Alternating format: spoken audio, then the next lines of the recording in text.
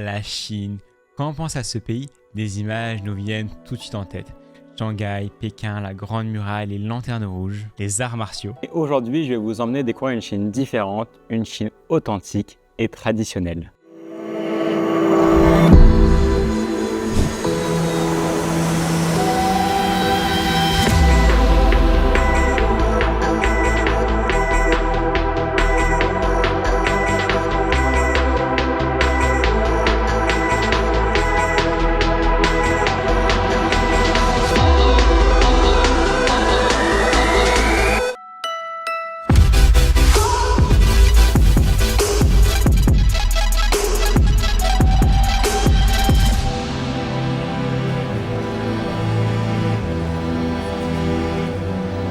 Ce voyage a été organisé avec le Collège de Paris, avec un objectif simple, faire découvrir la culture chinoise à plus de 200 étudiants et collaborateurs. Notre périple se déroule dans la région de Shaanxi, avec comme première ville Yuncheng, et notre première étape a été le temple de Guandimiao. Ce temple est dédié à Guan Yu, un général légendaire de la période des Trois Royaumes. Loyal, juste et courageux, il est devenu une figure emblématique de l'histoire chinoise et même une divinité vénérée pour la protection et la prospérité. Le temple lui-même a été construit il y a plus de 2000 ans. Ce qui est impressionnant, c'est de voir à quel point elle a traversé les siècles. Aujourd'hui, ce temple est un lieu de recueil où des fidèles venus de toute la Chine viennent prier et se ressourcer. Un détail fascinant, on remarque que des arbres dépassent du toit de ce temple, ce qui représente les oreilles d'un dragon, symbole de protection pour ce lieu sacré.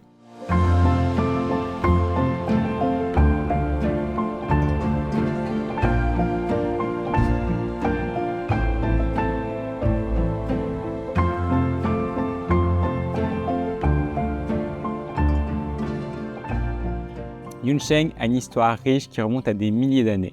C'est une ancienne route du commerce du sel grâce à son lac salé, ce qui nous a conduit à son musée. Celui-ci retrace toute l'histoire de la ville sur plus de 2000 ans. Tu y retrouves des artefacts en bronze, en céramique et même des maquettes qui montrent comment Yuncheng s'est construit et a évolué.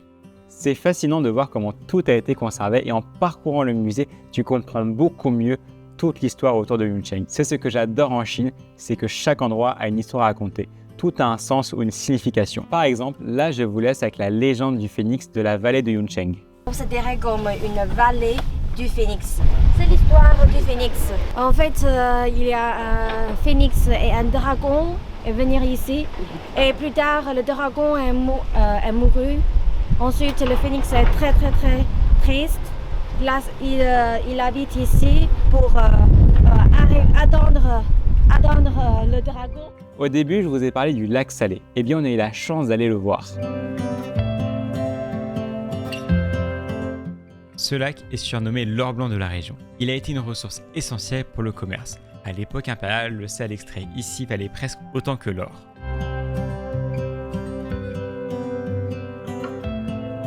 Après avoir visité le lac, nous sommes allés voir un temple situé juste à côté. Ce qui m'a frappé, c'est son emplacement qui se situe en plein dans la ville. D'un côté, la ville moderne et de l'autre, le temple. Entouré par le lac et les montagnes au loin, on passe d'un univers à un autre en quelques pas. Ce mélange entre nature, histoire et urbanité, c'est vraiment ce qui fait la richesse de cet endroit.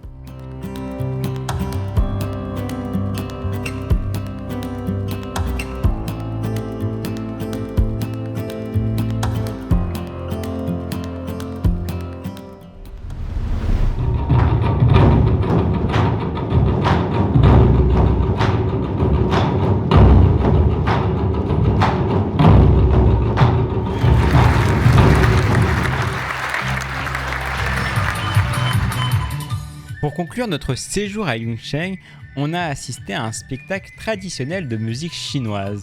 Les instruments, les rythmes, tout était différent de ce qu'on connaît.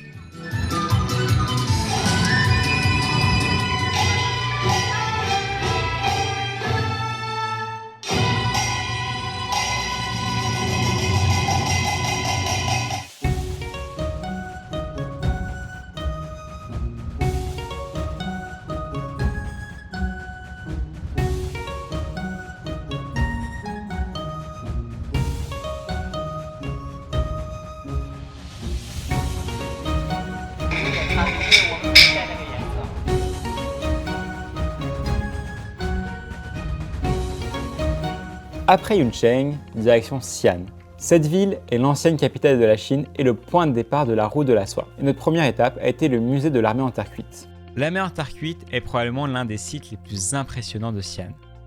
Ce qui est dingue, c'est son histoire.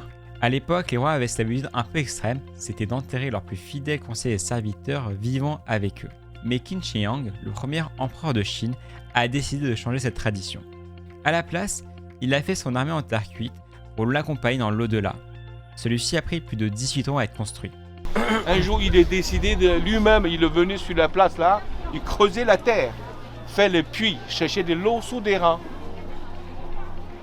Il creuse, 5 mètres de profondeur, il a trouvé le premier objet, la partie de tête d'une statue. Parce que le trou, c'est pas assez grand, il a justement remarqué la tête. On va organiser une sorte de fouille, on verra qu'est-ce que ça va nous apporter. Monsieur Yang il est venu, très rapidement, il y a une délégation d'archéologues, ils sont venus sur la place. Ils commencent à faire des sondages. 6 mois plus tard, la première force a été bien de présenter devant les Chinois.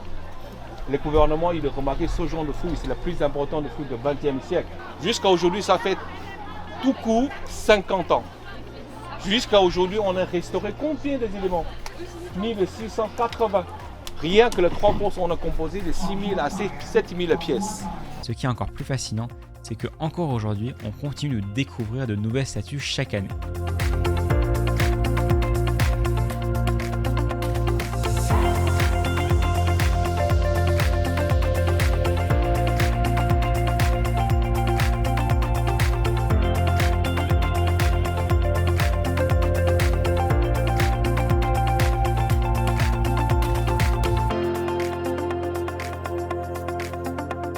Et apparemment, si tu trouves 2 soldats identiques, le musée t'en offre un pour chez toi. C'est pas mal, non? Pour terminer notre séjour à Xi'an, nous avons visité des monuments emblématiques, comme les remparts, la grande pagode de l'oie sauvage. Chacune avait une histoire fascinante à raconter. Et cette dernière étape a vraiment marqué notre aventure.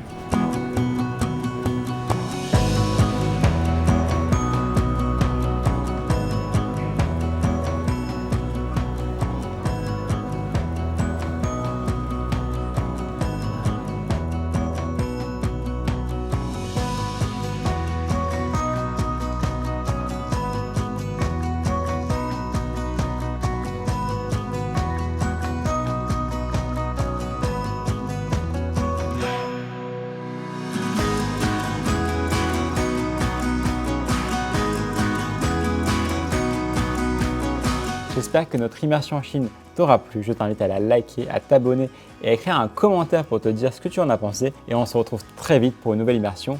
Abonne-toi!